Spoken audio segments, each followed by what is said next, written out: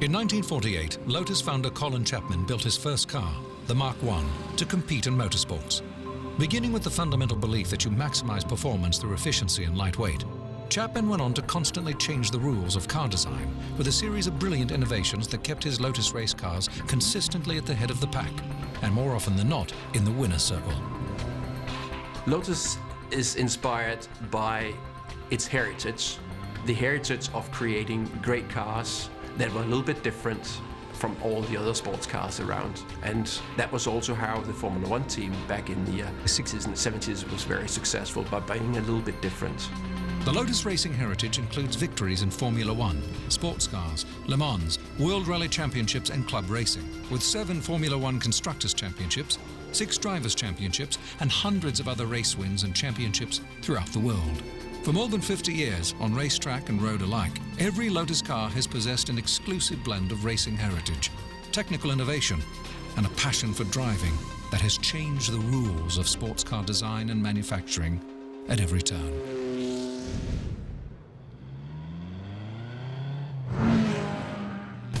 The Type 14 Lotus Elite was the first car built on an all-glass fiber monocoque chassis. Using innovations in material science, Chapman's beautiful Elite was far lighter than those made with traditional tubing and steel. As stunning today as it was almost 40 years ago, the Elite went on to win the Index of Performance at Le Mans.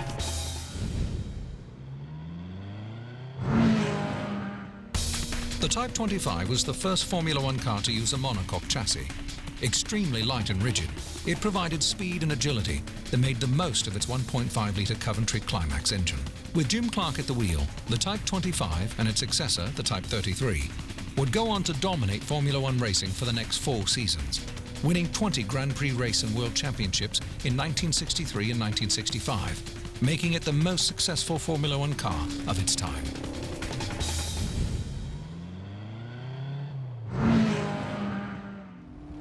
The Lotus Type 78 was the first Formula One car to use the Venturi principle to turn the entire bottom of the car into a downforce generator, using side pods to create a vacuum underneath the car.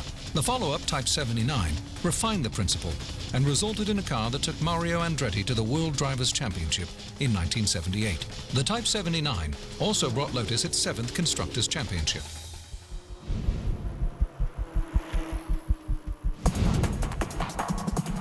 Another prime example of Lotus's innovation in advanced composites and structures, Lotus applies the monocoque approach to bicycling, helping Chris Boardman pedal away to a gold medal and world record at the 1992 Olympic Games in Barcelona on the Lotus 108.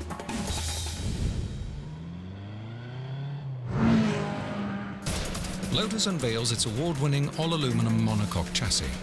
This revolutionary chassis is constructed from 26 individual aluminum extrusions that utilize an epoxy adhesive and E-Jot self-tapping steel rivets for mechanical control while the epoxy cures. The resulting chassis is a mere 150 pounds and stiff enough to support the finely tuned Lotus Elise suspension. At Lotus, we often use the phrase change the rules. This means we are not constrained by convention. If we were constrained by convention, we'd have never bonded a vehicle structure together primarily out of aluminium extrusions. It's that philosophy which drives the design community in the company.